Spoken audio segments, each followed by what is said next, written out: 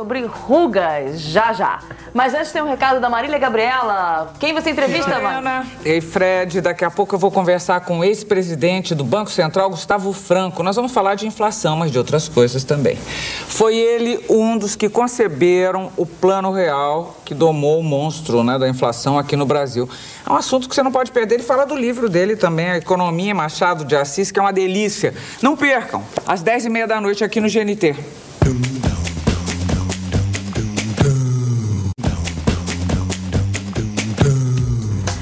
Happy Hour está de volta, o assunto hoje é rugas. E a nossa trilha sonora é uma cortesia da rádio GNT.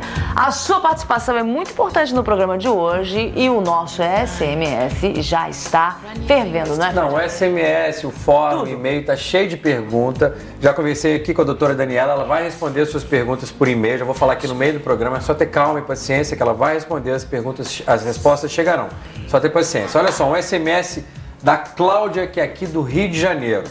Boa noite, eu tenho 30 anos e adquiri aquela marca embaixo dos olhos quando sorrio. Eu gostaria de saber o que é melhor, Botox ou fazer algum outro tipo de tratamento? Embaixo dos olhos? Que embaixo aqui, dos olhos, acho que deve ser aquela... As rugas. Essas rugas aqui, né? Aí seria o Botox. Seria o Botox. Mas onde? Aqui embaixo? Mas aqui no olho não pode. Ela deve estar falando aqui, né? Em volta. Ao redor dos olhos. Porque aqui você não pode aplicar nada, bolsa e tal. Aliás, bolsas, mulheres que reclamam de bolsas, o que seria mais indicado?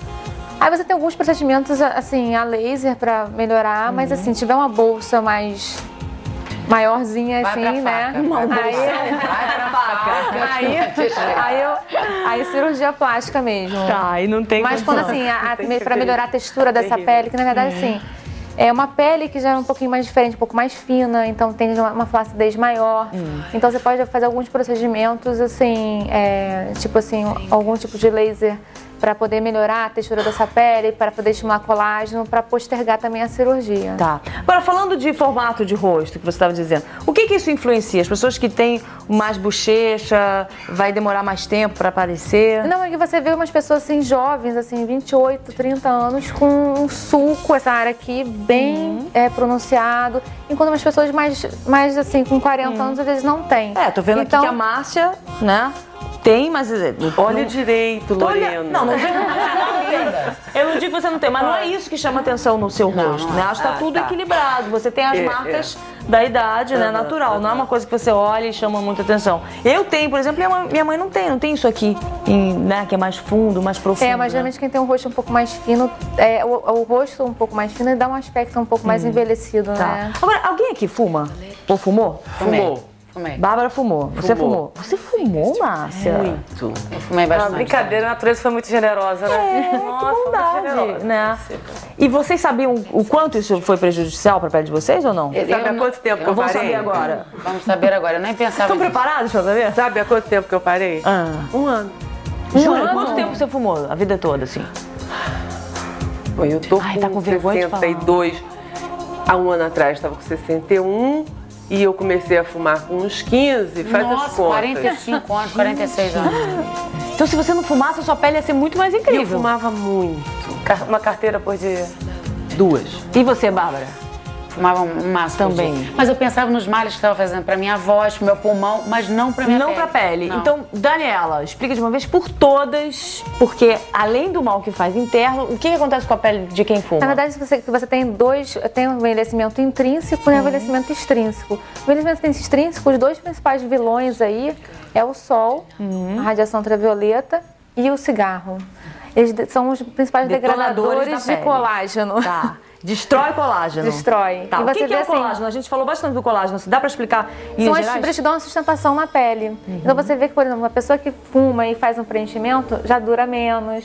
Você tem que aplicar uma quantidade maior também. Então é tudo um pouco mais complicado. Você tem E a gente para de produzir o colágeno ou o organismo produz menos? Não, na verdade, sim. Ele degrada o colágeno, né? Na verdade, você tem uma produção que cada vez com Mas vai ficando meio frouxinho, é isso? Não, o seu colágeno, cada vez a sua produção está cada vez menor. E as suas fibras, que no início, quando você estava com 25 anos, já estavam ali inteirinhas, né, bem espessas, elas vão ficando mais finas, mais frágeis. E o cigarro faz com que tenha uma destruição ainda mais acelerada desse processo. Fora aquelas ruguinhas de quem Fica fumando, não é isso? É isso também, né? Tem muita gente que fuma e fica com as marquinhas aqui. Isso que me aborrece hoje em dia, que eu já tô com esse negócio. Tá, se você não tivesse fumado tanto tempo, a boca ia ficar... Pois é. E pra essas ruguinhas, o que é indicado? Aí você tem não só a parte dos lasers ablativos, mas preenchimento também. Preenchimento também. Tá, porque às vezes a pessoa nem tem tanto, mas quando fala isso aí, né, aparece. Fred, interatividade. Lorena, é o seguinte, a gente está aqui com a Catarina Fávero, que é jornalista, ela é especialista em beleza, ela está falando com a gente de São Paulo, da redação que ela trabalha.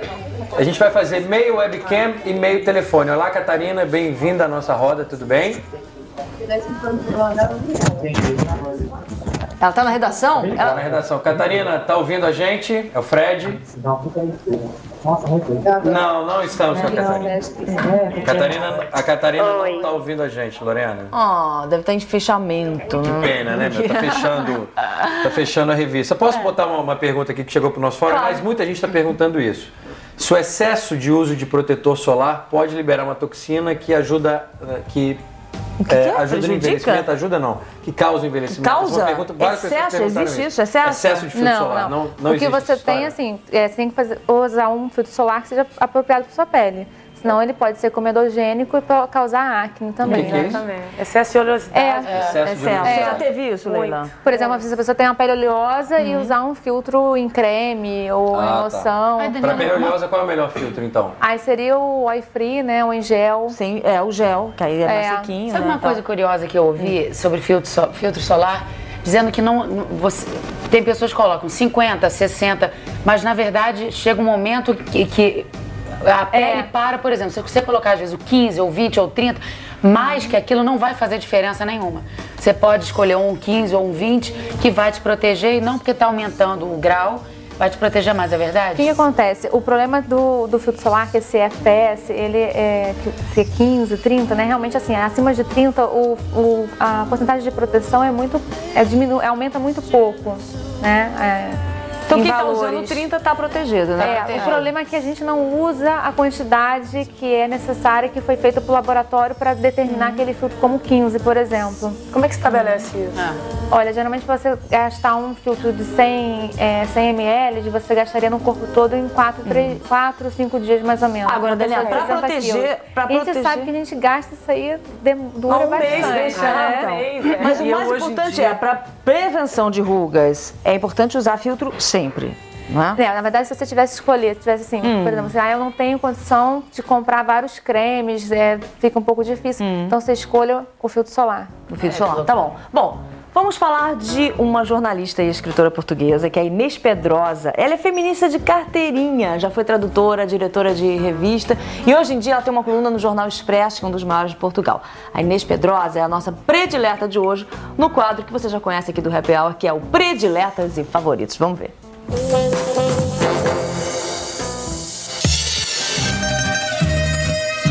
Quando eu era criança, eu queria já ser escritora. Foi sempre o que eu quis. A minha principal influência foi os meus pais serem os dois formados em matemática e passarem a vida a dizer que eu tinha que aprender a fazer contas e a ser bom em matemática.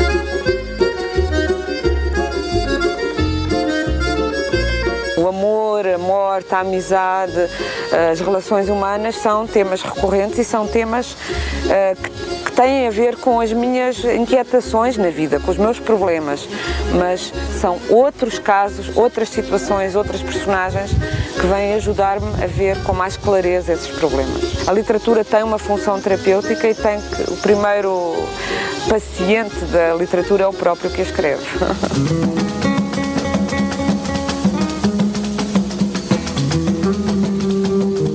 Ninguém tem inspiração 24 horas sobre 24 horas e um romance é uma corrida de maratona. Então é um trabalho de disciplina, de concentração, de combater a preguiça, a dispersão, o medo, os momentos de desânimo. Para mim, o grande prazer de escrever um romance é quando a gente mergulha naquele mundo e sai do nosso. Não existe mais nem filhos, nem família, nem nada. Também não existem as nossas preocupações cotidianas porque entramos num outro universo, num universo paralelo.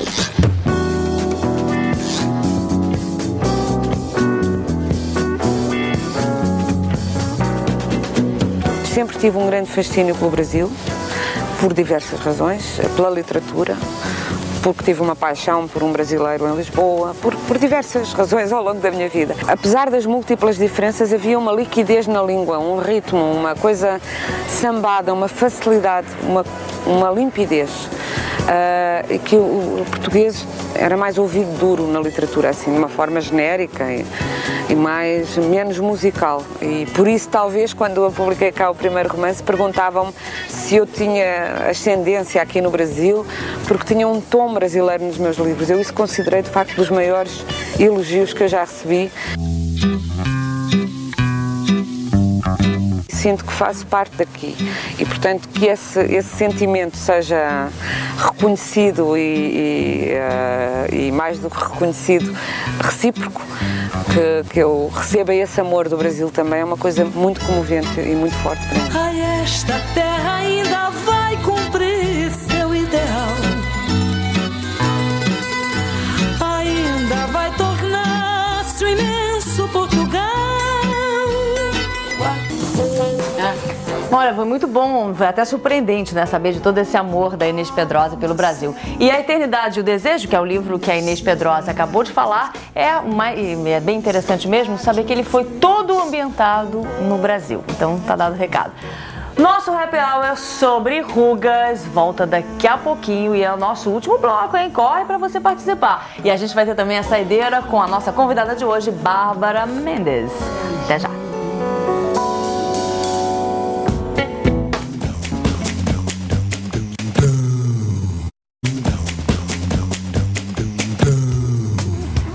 Já está de volta. E uma coisa que deixa a gente muito enrugada nesse programa, né, Fred Lessa? É quando o tempo passa e a gente não consegue responder todas as perguntas. A gente agradece muito a sua participação, a gente ainda tem mais um tempinho, mas a Leila tem uma questão fundamental, que eu acho importantíssima, ela falou aqui no intervalo, que eu acho que toda mulher tem. Qual que é mesmo, Leila? Que é a questão de como passar o creme, né?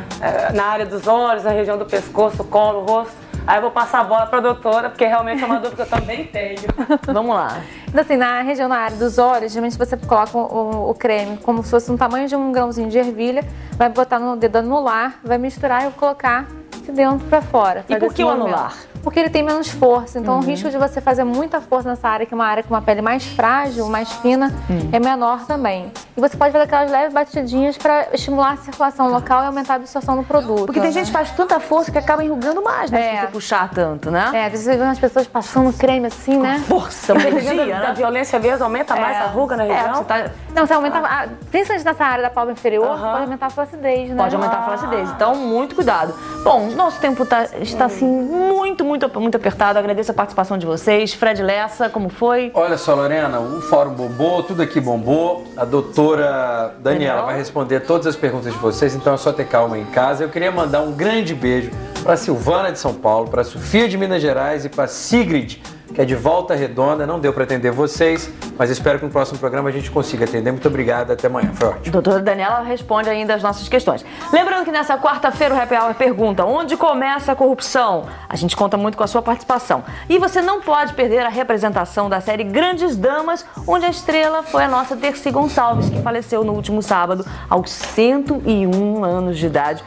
Plenitude da sua alegria, com todas aquelas rugas, né, que a gente conhece. Feliz da vida, a gente vai se despedindo hoje desse Happy Hour. Lembrando que esse programa passa às 11h30 da noite, o Grandes Damas, tá bom? Então a gente fica agora com a nossa saideira, lembrando que a Bárbara tem show, não é isso, Bárbara? Dia 6 de agosto, não é aqui. Dia 6 de agosto no Conversa Afinada, que fica na Vinícius de Moraes, Ipanema. Acompanhada, então, de Marco Vasconcelos, a gente vê agora e ouve na nossa saideira, Bárbara Mendes.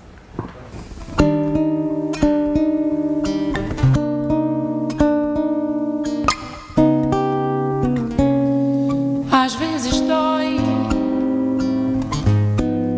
a lembrança dos olhos teus, azuis, corações doidos, os lábios que me beijavam, não me beijam mais. Às vezes tento saber